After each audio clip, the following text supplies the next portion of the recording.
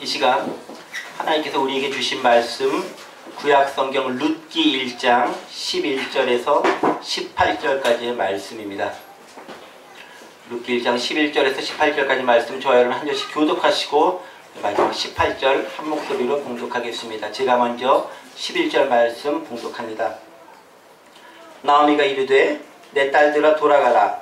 너희가 어찌 나와 함께 가려느냐. 내 태중에 너희의 남편들 아들들이 아직 있느냐. 내 딸들아 되돌아가라. 나는 늙었으니 남편을 두지 못할지라. 가령 내가 소망이 있다고 말한다 한들 아들들을 낳는다 하였더라고. 너희가 어찌 그들이 자라기를 기다리겠으며 어찌 남편 없이 지내겠다고 결심하겠느냐. 내 딸들아 그렇지 아니하니라. 여호와의 손이 나를 치셨으므로 나는 너희로 말미암아 더욱 마음이 아프도다 하매 그들이 소리를 높여 다시 울더니 우르바는 그의 시어머니에게 입맞추되 무슨 그를 쫓아오더라. 나오미가 또 이르되 보라 내 동서는 그의 백성과 그의 신들에게로 돌아가나니 너도 너의 동서를 따라 돌아가라 하니 룻이 이르되 내게 어머니를 떠나며 어머니를 따르지 말고 돌아가라. 방관하지 마옵소서. 어머니께서 가시는 곳에 나도 가고 어머니께서 머무신 곳에서 나도 머물리리라. 어머니의 백성이 나의 백성이 되고 어머니의 하나님이 나의 하나님이 되시리니 어머니께서 죽으시는 곳에서 나도 죽어 거기 묻힐 것이라.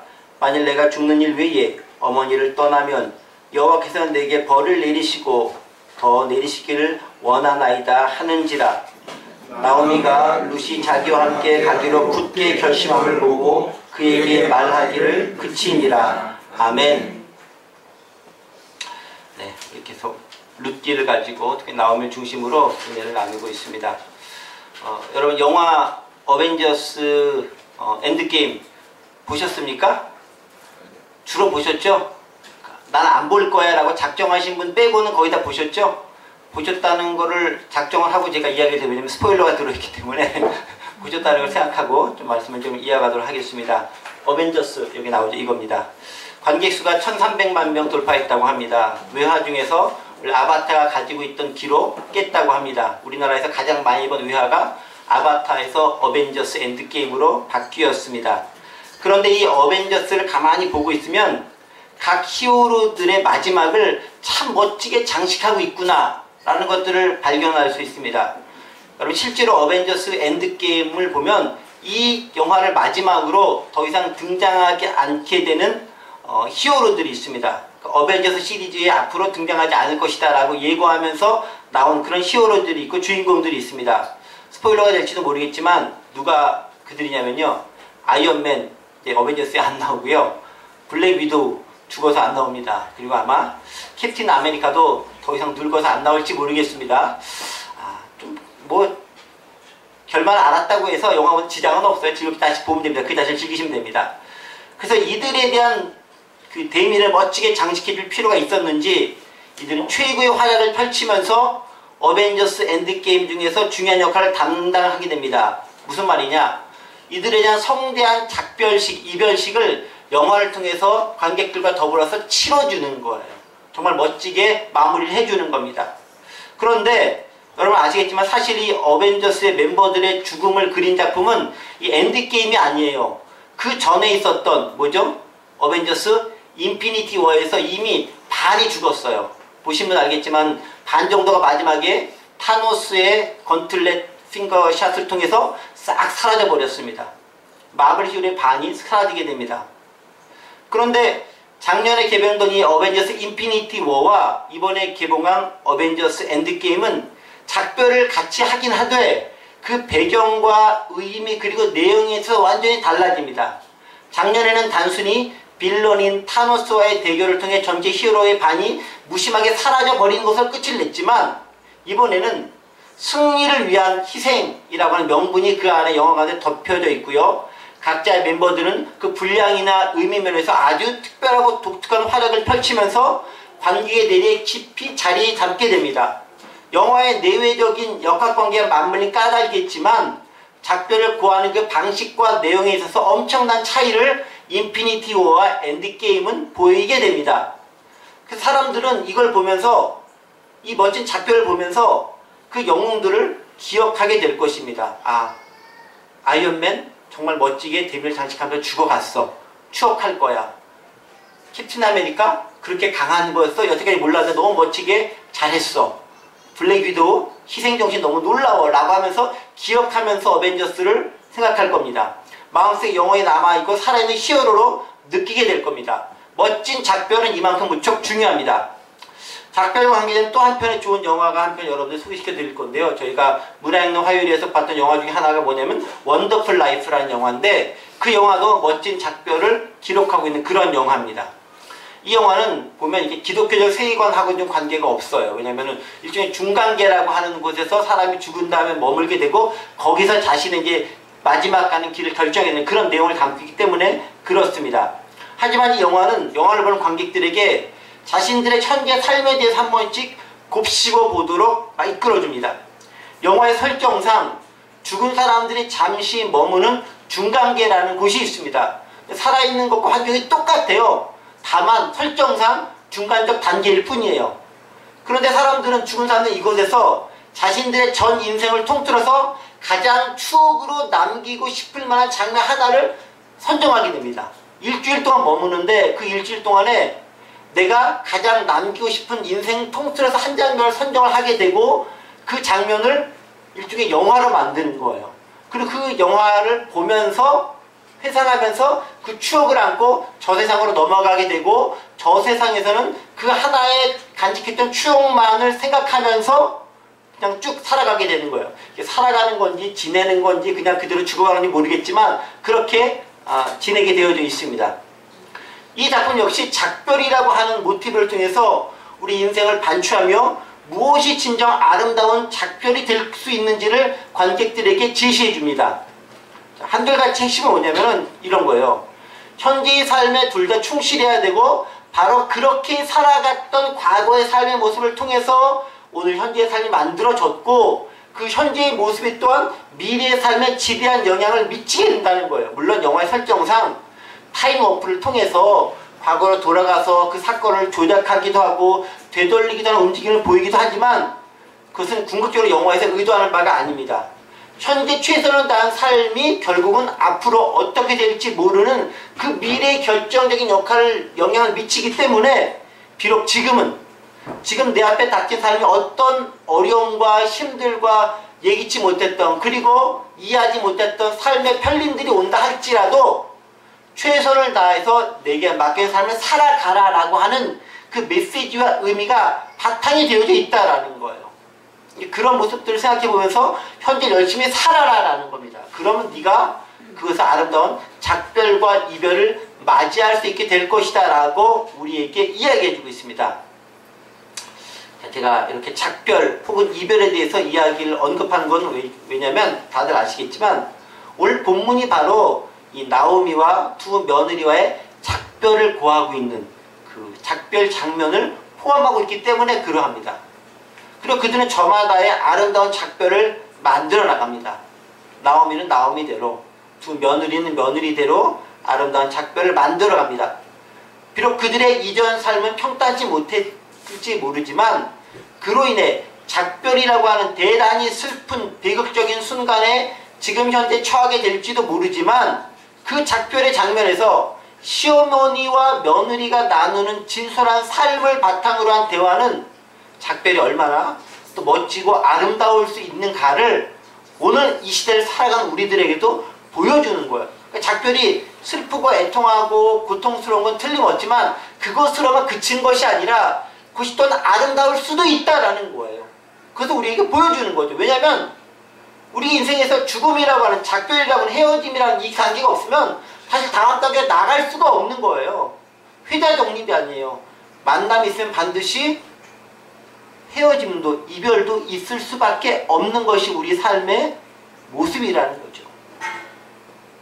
그래서 이걸 중심으로 좀 말씀의 의미를 생각해 보도록 하겠습니다. 자, 지난 시간에 제가 언급했듯이 두 며느리의 처지를 너무나 잘 아는 나오미는 여러 차례에 걸쳐서 그들에게 돌아갈 것을 권고합니다. 그래서 나오미는 두 며느리 오르바와 룻에게 돌아가라, 되돌아가라, 이렇게 얘기합니다. Go back, return home. 너희 집으로 돌아가라. 몇 차례 걸쳐서 한 서너 번에 걸쳐서 계속 이야기합니다. 오늘 읽진 않았지만 8절에서 비롯해서 11절, 12절, 15절에서 돌아가라. 즉 go back, return home 이라는 단어를 반복적으로 사용하고 있음을 알 수 있습니다.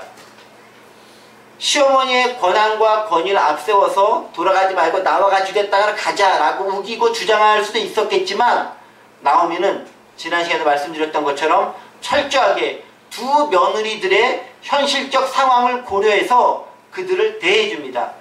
그것은 지난 시간에도 제가 여러분들이 강조했던 것처럼 선대라고 하는 카인드니스라고 하는 선대라고 하는 그 아름다운 관계가 둘 사이에 있었기 때문에 이렇게 멋진 장면들을 만들어낼 수 있었다라고 말씀을 드렸습니다. 뿐만 아닙니다. 오늘 본문 11절과 12절도 보면요. 두 며느리를 부를 때 며느리야 라고 부르지 않아요. 뭐라고 부릅니까? 11절과 11절 보면 뭐라고 부르죠? 네? 딸들아 라고 불러요. 그냥 딸들도 아니고 내 딸들아 라고 부릅니다. 그래서 11절 말씀 영어로 된 걸 보면 알겠지만은 return home, 돌아가라. my daughters 라고 되어 있습니다. 내 딸들아 너희 집으로 돌아가라 라고 이야기하고 있어요. 12절도 마찬가지로 똑같이 구조 나와요. return home, my daughters 라고 되어져 있습니다. 즉 나오미는 철저히 자신의 며느리를 딸로서 인식하고 있는 거예요. 이방 여인이었음에도 불구하고 며느리로 들어왔음에도 불구하고 그들은 며느리가 아니라 이방인이 아니라 유대인인 내 입장에 봤을 때 그냥 딸인 거예요. my daughters가 되는 거예요. 그리고 실제 그렇게 대하고 있어요. 사랑과 애정이 듬뿍 담긴 표현이 my daughters, 내 딸들아라는 표현에서 드러나는 겁니다.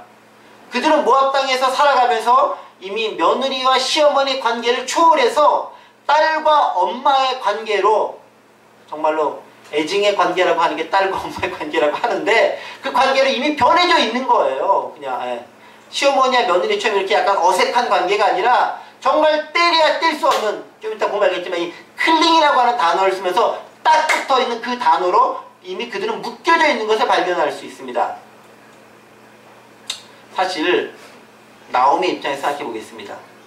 두 며느리가 돌아간다는 것은 무척 합리적인 이야기지만 나오미 입장에서는 무척 커다란 상실을 경험할 수밖에 없음을 의미하는 일입니다. 그나마 딸들과 같은 며느리가 돌아간다? 더 큰 상실인 거죠. 남편 죽고 아들들 죽었는데 그나마 같이 살고 있었던 딸 같은 며느리들 다 가버리면 정말 혼자만 남게 되는 거잖아요. 더 이상 큰 상실은 없을 정도로 커다란 상실을 경험할 수밖에 없습니다. 그렇지 않아도 이미 많은 상실을 경험하고 있는 나오미에게 그나마 남은 며느리의 떠남은 커다란 아픔입니다.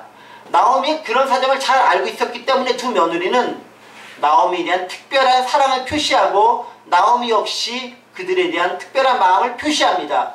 그것이 바로 위에서 언급한 그런 내용들이고 사랑의 표현들입니다.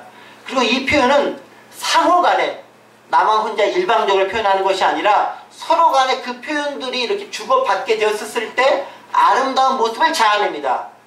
그래서 이 장면이 사실 작별하는 장면이잖아요. 작별이 뭐 이렇게 요즘처럼 쿨하지도 않고 요즘 말하는 것처럼 이렇게 그냥 어색하지도 않고 이렇게 그냥 사랑과 눈물이 가득 흘러나올 수밖에 없는 것은 뭐냐면, 작별이 슬프지만 않은 이유는 뭐냐면 바로 이런 아름다운 마음들이 시어머니와 며느리가 그 마음들을 함께 가지고 있고 공유하고 표현하기 때문에 비로소 가능하다라는 겁니다. 사랑함이 바탕이 된 작별은 그냥 작별과 떠나 그 이상의 의미를 가지고 있다라는 거예요. 종합해보면 그래요. 나오미는 딸 같은 두 며느리들을 향해 진심으로 그들이 행복한 삶을 살기를 바라고 원하고 있어요. 그래서 너희는 돌아가라 라고 얘기하는 거예요. 딸들 역시 나를 진심으로 사랑하기 때문에 어머니와 같이 가겠습니다, 어머니의 나라로 가겠습니다, 어머니의 땅으로 가겠습니다 라고 말하면서 같이 있겠다라고 고백할 수 있다라는 거예요. 단순히 인사말 차원에서 딸들 같은 며느리와 그 시어머니가 나누는 것이 아니라 진심으로 그들이 자신의 인생을 찾고 그에 합당한 삶을 살길 원하는 마음이 있었기 때문에 서로가 서로에게 그런 말들을 주고받을 수 있다라는 거예요. 인사말이 아니라 진심이 당히 그 말이 이 대화 가운데 표현이 되어 있다는 겁니다.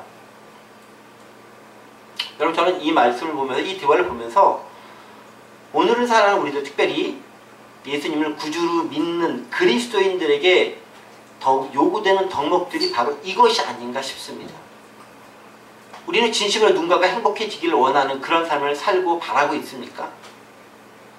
사람들의 일반적인 정서는 뭐냐면 누군가가 어려움에 처한 사람을 보면 그를 동정하고 공감하는 마음을 갖기 쉽습니다. 사람이 어떤 힘든 일을 겪었어요. 같이 울어주기 쉬워요. 같이 손잡아주기 쉬워요. 물론 그것도 안 하는 사람들이 많이 있지만 그래도 힘든 일을 당했을 때 그에게 찾아가서 손 내미는 것은 무척 가능한 일입니다. 누군가 병에 걸렸거나 경제적 위기에 처했거나 혹은 어떤 어려움에 처하면 그에 대한 안타까운 마음을 가질 수 있습니다. 그리고 그들 아주 기꺼이 즐거운 마음으로 도울 수 있습니다. 그런데 나와 같이 주변에 있던 사람들이 뭔가 성공을 이루거나 승진하거나 합격하거나 굉장히 좋은 일을 맞이하게 됐는데 그 사람을 내가 진심으로 축하하고 축복해주고 그에게 행복을 빌어주는 것은 생각보다 그렇게 쉽지 않아요. 물론 말로는 어머 축하해 감사해 하나님의 은혜가 있구나 너무 잘됐다 라고 이렇게 표현은 해요. 당연히 하죠. 안 하면 안 되니까 인간관계에서. 근데 진짜로 내 마음 가운데 그를 향한 축복과 축하와 진심 어린 마음을 담아서 그렇게 하는 경우는 그렇게 많지 않은 것 같아요. 그게 우리의 삶의 모습이에요. 왜 그렇겠어요?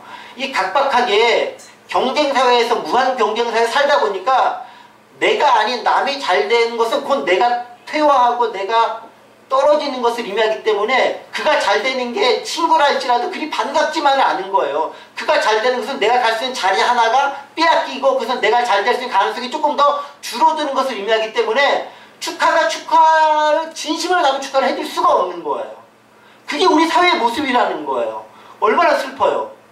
잘 됐는데 진심으로 축하해주기도 힘든 사회. 우린 그런 사회를 살아가고 있는 거예요. 그게 인간의 본성일 수도 있어요. 그런데 그럼에도 진짜로 축하해주고 행복하다고 얘기해주고 내 일처럼 기뻐하는 경우가 있어요. 언제 그런지 아십니까? 언제 그렇게 해요? 나의 성공도 좋지만 내가 진짜 정말 아끼고 사랑하는 사람이 있다면 그 사람의 성공과 그 사람의 출세와 그 사람의 잘나감과 그 사람이 이렇게 승진하는 것은 축복해 줄 수 있다는 거예요. 나보다 더 사랑하는 그 사람이 있으며 그렇지 않으세요? 내가 나 자신은 있는데 내 자신보다 더 사랑하는 누군가가 있으면 그 사람이 잘 되는 걸 진짜로 축복해주고 정말로 그것을 인해 기뻐할 수 있게 되는 마음을 갖게 돼요. 예를 들면 그런 대부분의 경우가 뭐냐면은 부모님들이 자녀들에 갖는 마음이 그거예요. 물론 이제 뭐 따지고 보면 본인이 일부이기도 하고 군신이기도 하겠지만 어쨌든 하나의 독립된 개체 가운데 존재하는 거잖아요. 이런 거죠. 부모님이 봤을 때 자녀가 잘 되는 거는 내가 잘 되는 것보다 더 기뻐하고 즐거워해 줄 수 있어요. 왠지 아세요?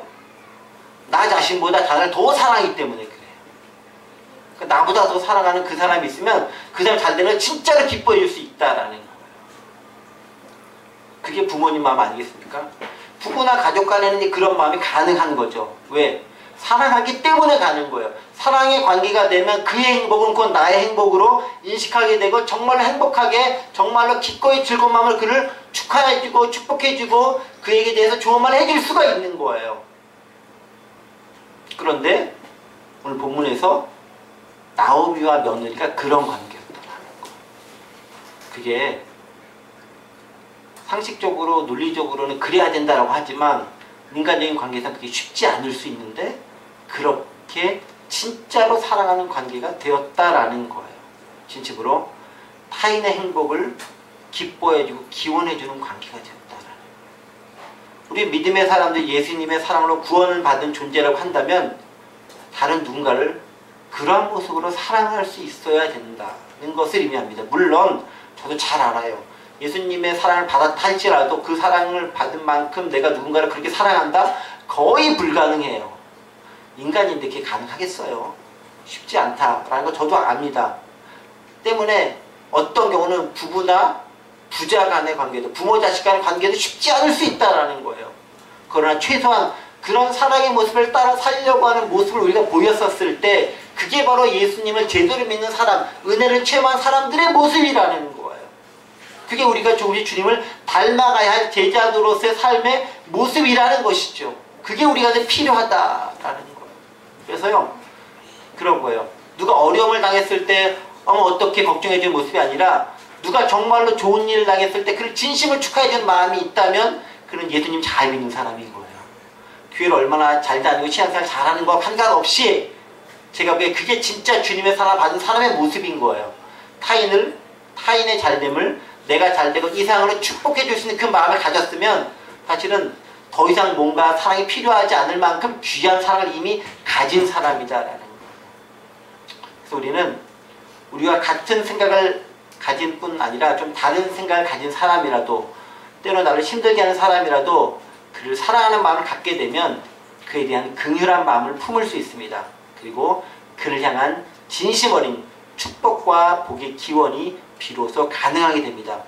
기독교인으로서 우리가 가져야 할 덕목이 바로 거기 있는 거죠. 나오미와 두 며느리가 가졌던 그 관계를 통해 우리는 그것을 발견하고 깨달을 수 있습니다. 자, 나오미의 고백과 관련되어서 우리 한 가지 더 생각해봐야 할 구절들이 있습니다. 13절 함께 보도록 하겠습니다. 13절 말씀. 13절 말씀 보면은 같이 한번 읽어볼게요. 13절 읽습니다. 시작. 너희가 어찌 그들이 자라기를 기다리겠으며 어찌 남편 없이 지내겠다고 결심하겠느냐. 그 다음에 중요합니다. 내 딸들아 그렇지 아니하니라. 여호와의 손이 나를 치셨으므로 나는 너희로 말미암아 더욱 마음이 아프도다 하매 라고 기록되어져 있습니다. 자, 13절 말씀 보면은 여기서 중요하게 봐야 될 단어가 한두 군데 나오는데요. 첫 번째 단어가 뭐냐면은 여호와의 손이 나를 치셨다라는 구절입니다. 여호와의 손이 나를 치셨다. 영어 성경을 보면 뭐라고 되어져 있냐면요.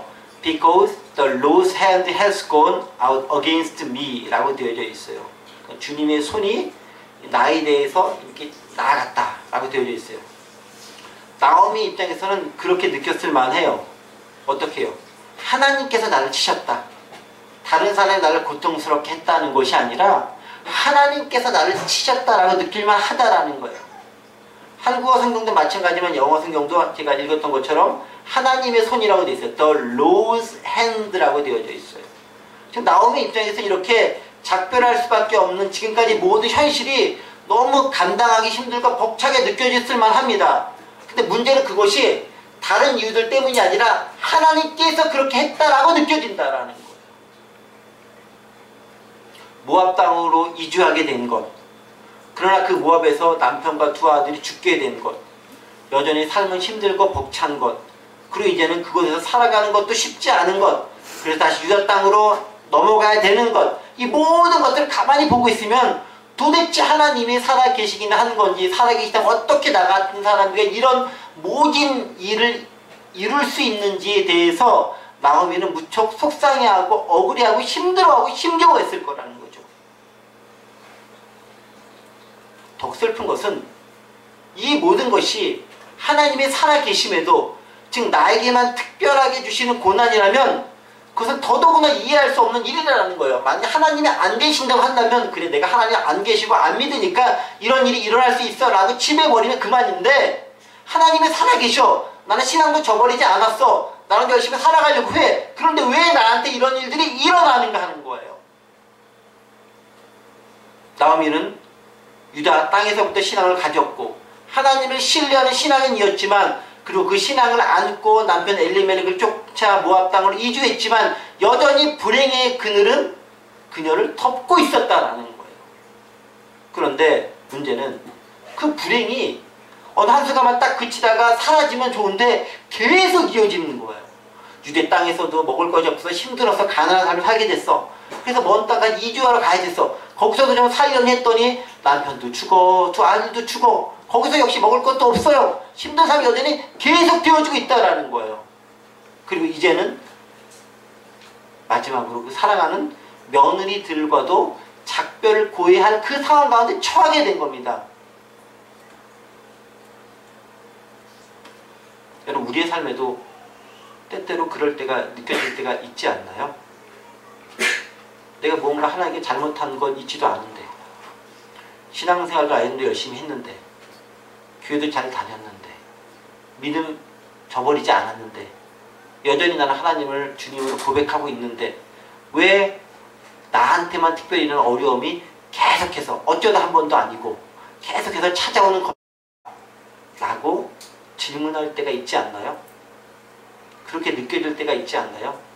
왜 우리 가정에는 고난이 연달아서 계속해서 찾아오느라고 그렇게 질문하고 싶을 때가 있지 않나요? 나보다 훨씬 못난 녀석이 있는데 그 녀석은 정말로 잘 살고 하나님의 은혜 받아서 잘 살고 있는데 난 정말로 제대로 열심히 살아보려고 하는데도 불구하고 왜 나에게는 이렇게 어려움이 끊임없이 찾아오냐고 하나님께 불만을 터뜨리고 싶을 때가 있지 않나요? 질병이나 사건, 사고, 실패, 파산, 낙방, 좌절, 실망, 절망, 사별 계속적으로 왜 내게만 다가오는 것처럼 느껴지는가? 라고 하나님께 묻고 싶을 때가 있지 않나요? 그럴 때 하나님 원망하고 싶지 않을까요? 내가 믿음을 떠난 것이 아님에도 여전히 하나님의 징계의 손길과 같은 하나님의 치심과 같은 것이 느껴진다고 한다면 충분히 그렇게 경험될 수 있지 않겠어요? 그래서 나오면 그걸 표현합니다. 뭐라고요? 여호와의 손이 나를 치셨다라고 표현하고 있습니다. 그러면 게다가 13절 표현을 보면은 나오미가 얼마나 두 며느리들보다 이 상황이 훨씬 애통하고 슬프고 절망적으로 느끼고 있는가가 표현되어져 있어요. 13절 하반절 보면은 뭐라 되냐면 아까 읽었던 것처럼 여호와의 손이 나를 치셨으므로 그 다음 구절이 뭐라 되냐면은 나는 너희로 말미암아 더욱 마음이 아프도다 라고 기록하고 있어요. 여호와의 손이 나를 쳤기 때문에 내 마음이 더 아프다는 거예요. 그냥 아무런 일도 없이 그냥 하나님과 관계없이 뭐는 일어나면은 괜찮을 텐데 여호와께서 치셨기 때문에 내가 믿는 그 신앙의 한 대상이신 하나님께서 나를 치셨기 때문에 내 마음이 더욱 아프고 슬프다라는 거예요. 그래서 여기서 한국어 성경 뭐라 되냐면은 너희로 말미암아라고 되어져 있어요.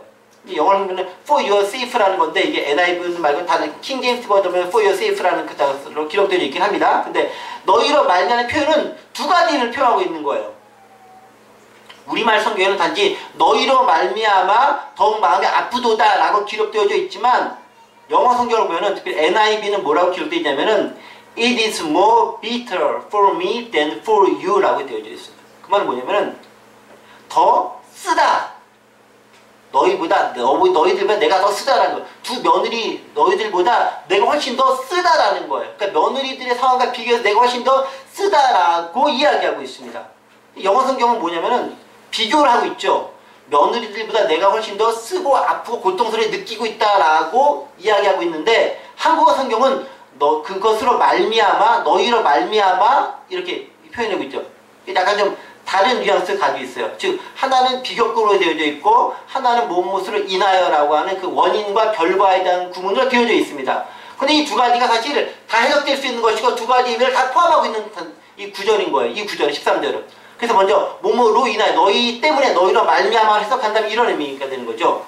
나오미의 슬픔이 두 며느리들과 헤어지고 작별하는 바로 그것 때문에 더욱더 슬퍼졌다라는 거예요. 그 말은 뭐냐면 며느리들과 관계가 너무 좋았는데 이제 너희들과 떠나버리고 내가 작별하려고 생각하니까 너무 슬프다. 너희들보다 내가 더 슬프다라는 것들이 그 안에 포함되어 있다라는 거예요. 그렇지 않아도 슬프고 처량한 본인의 인생과 삶인데 두 며느리와 떨어져 지낼 걸 생각하니 더 아픔과 고통이 심하다라는 걸 표현하는 겁니다. 두 번째 의미가 또 뭐 있죠? 비교급이 있죠. 뭐뭐 보다라는 의미가 있습니다. 이거 뭐냐면은 며느리들이 느끼는 슬픔보다 내 그 슬픔과 고통이 훨씬 더 크다라는 거예요. 즉 나오미에게서 느껴지는 아픔과 슬픔은 며느리들이 느끼고 경험하는 것보다 훨씬 크고 깊다라는 거예요. 실제로 그럴 거예요. 왜요? 며느리들은 시집온 이후의 삶에서 경험한 그 불행에 국한되지만 나오미는 그 이전부터 가난이 있었죠. 기근이 있었죠. 이주해야 되는 그 아픔이 있었죠. 그냥 남편 잃었죠. 아들 잃었죠. 또 며느리도 잃어야 생각하고 또 이제 딸을 가야 생각하니까 그게 얼마나 큰 슬픔과 고통으로 다가왔겠느냐라는 거예요. 성경은 이 두 가지 것을 다 우리에게 이야기해주고 있는 거예요. 나오미는 두 며느리와 이별하는 것으로 인한 아픔도 크지만 이와 더불어서 그의 삶이 두 며느리와는 비교할 수 없을 만큼 슬프고 고통스럽다라는 것을 이야기하고 있습니다. 여기서 재밌는 단어가 하나 나와요. 여러분 제가 지난번에 나오미의 이름의 의미가 뭐라고 말씀드렸죠? 나오미, 기쁨, 즐거움, 이게 나오미의 의미예요. 그런데 오늘 13절에서 뭐라고 얘기합니까? 내가 너희를 말미암아 내가 훨씬 더 어떻다고요? 아프도다. 근데 마음이 아프다라고 되어 있습니다. 영어 성경 뭐라고 되어 있죠? 비터라는 비터. 비터가 뭐예요? 쓰다. 나오미 원래 이름은 뭐냐면 기쁨, 즐거움, 뭐 달다 이런 건데 현재 삶은 비터, 쓰다는 거예요. 거기도 모 비터예요. 더 쓰다는 거예요. 얼마나 힘들겠냐라는 거죠. 내 이름과는 다르게 살아가고 있는 이 삶의 현실이 계속 지속되고 있는 거예요. 이쯤 되면은 하나님이 뭐고 때려치고 그냥 떠나고 싶지 않겠습니까? 이런 걸 종합해 볼 때 나오미가 느끼는 상실감, 불행감, 절망감, 고통, 상상을 초월할 겁니다. 믿음의 삶을 살았으면서 닥치는 불행과 고난의 삶, 나오미는 이거 어떻게 해석과 극복해야 될까요? 이렇게 이해할 수 없이 나오미에게 닥친 불행에 대해 우리는 어떻게 생각해 봐야 될까요? 그런데 결론부터 말씀드리면 우리는 바로 이 지점이 우리의 신앙이 더욱더 견고해질 수 있는 가장 밑바탕이 되는 지점이다라는 거예요. 왜? 하나님은 그렇게 마지막까지 떨어지고 더해지는 불행과 고통을 최고의 고통상에 다다리 한 다음에 거기서부터 다시 일어나는 반전을 준비하고 계시기 때문에 그렇다라는 거예요. 하나님은 반전의 하나님, 역설의 하나님인 거죠. 여호와의 손이 나오미를 쳤다고 느꼈지만 실제로 하나님은 그 이후의 삶을 준비하고 계신 겁니다. 어디로요? 이제 모압 땅에서 이제 땅으로 넘어가게 되면 그 이 땅에서의 삶은 룻을 통해서 새로운 삶이, 변화된 삶이, 새롭게 바뀐 삶이 기다리고 있는 것이죠. 아무도 기대하지 못했던 놀라운 반전의 룻을 통한 삶이 기다리고 있는 것입니다. 그래요. 반전은 언제나 준비되어 있습니다. 문제는 우리가 그 반전의 때가 언제인지 잘 모른다라는 거예요. 하나님을 신실하게 신뢰하는 자들을 결코 버리지 않습니다. 저는 그걸 믿어요. 그래서 제가 여기 있는 거예요. 그리고 여러분들과 더불어 예배하고 같이 나아가고 있습니다. 적절한 때를 하나님은 기다리십니다. 무르익기를 기다립니다. 근데 기다리는 과정은 언제나 고통과 슬픔과 애통과 절망 가운데 처질 수밖에 없어요. 신앙이 더욱 성숙해지고 하나님 외에는 아무런 소망이 없을 바로 그때까지 하나님은 좀 잔인하지만 기다리고 계실 때가 많다는 거예요. 그리고 하나님은 가장 극적인 절정의 순간에 역사를 이루십니다. 극적인 반전을 이루시는 것이죠. 예수님의 죽음이 그거 아닙니까? 죽음까지 딱 몰아가셔서 죽고 난 다음에야 부활이 경험됐다라는 거예요. 사도행전을 보면 기독교인들 박해를 많이 받아서 흩어질 수밖에 없는, 정말 사랑하고 정든 예수를 떠날 수밖에 없는 상황이 되어서야 비로소 전 세계적으로 그걸 말하면 복음이 전해졌다라는 거예요. 그들은 거기 있었으면 좋겠지만 박해 때문에 어쩔 수 없이 고통 때문에 나가야 됐지만 그것이 오히려 복음이 전해지는 계기가 됐다라는 거예요. 반전과 전환이 고통의 깊이만큼 비례해서 나중에 펼쳐지게 되더라라는 거예요. 그래요. 고통은 그것 자체로 끝나는 것이 아니라 더 큰 반전과 은혜를 그 밑에 깔고 있습니다. 때문에 우리가 때로는 이해하지 못할 어려움과 힘든 일이 계속 밀어닥칠 때가 있어요. 고만 왔으면 좋겠는데 끝이 안 보이게 계속 밀려올 때가 있어요. 그러나 하나님의 경륜을 아는 사람은 그것을 단지 고통으로 받아들이지 않고 고통 가운데 있는 은혜를 발견할 줄 압니다. 그게 바로 능력이고 해안이고 은혜 받은 사람만이 가질 수 있는 놀라운 능력입니다. 그것이 우리로 하여금 어려운 상황을 견디게 하고 누군가에게 또 다른 선대를 베풀 수 있도록 만들어줍니다. 고통, 그 너머의 세계를 보고 그 안에서 펼쳐질 은혜를 기대하는 것이 바로 신앙이고 신앙인의 자세입니다. 그런 과정이 우리로 하여금 더 견고한 신앙을 만들게 하고 하나님의 위대하심을 증언할 수 있도록 이끌어줍니다. 말씀을 정리하겠습니다. 현재 우리 공동체에도 여러 어려움들에 처한 그런 상황에 있는 사람들이 여러 명 계신 줄 압니다. 힘들고 어려운 것 압니다. 제가 아마 이해하지 못한 훨씬 더 큰 아픔과 어려움을 겪고 있을 수도 있습니다. 왜 내게 이런 고통이 찾아오는지 이해하기 힘들 수도 있습니다. 그런데 그게 끝이 아니라는 거예요. 터널은 들어가면 끝인 것처럼 보이지만 가다 보면 결국은 출구가 나옵니다. 특히 터널이 휘어져 있으면 더더구나 출근은 안 보이겠죠. 하나님의 역사하심은 언제나 우리의 생각과 상식을 넘어섭니다. 여기서 우리에게 필요한 것이 믿음인 것이죠. 하나님 끝까지 선을 이루실 것이라는 바로 그 믿음, 그것을 잃지 않고 살아가야 합니다. 믿음의 삶은 쉽지 않지만 놀라운 결심과 반전을 예고합니다. 그것을 기대하며 기다리며 기도하며 사는 게 신앙인의 삶의 모습입니다. 나오미는 그 결말을 미리 보지는 못했지만 그 삶을 알았기 때문에, 믿었기 때문에 유다 땅으로 옮겨갈 수 있었고, 당시 룻도 놀라운 결말을 알지는 못했지만 그저 현재의 삶에 충실하게 관계성을 맺어나가기 위해서 나오미를 선택했고 그와 더불어 유다 땅을 갔기 때문에 성서에 기록된 이방 여인, 예수님의 축복 가운데 기록된 몇 안 되는 여인으로 남을 수 있었습니다. 그 큰 은혜가 우리 가운데, 우리 공동체 가운데, 특히 어려움을 겪고 여러분들 가운데 함께하기를 간절히 원합니다. 기도합니다.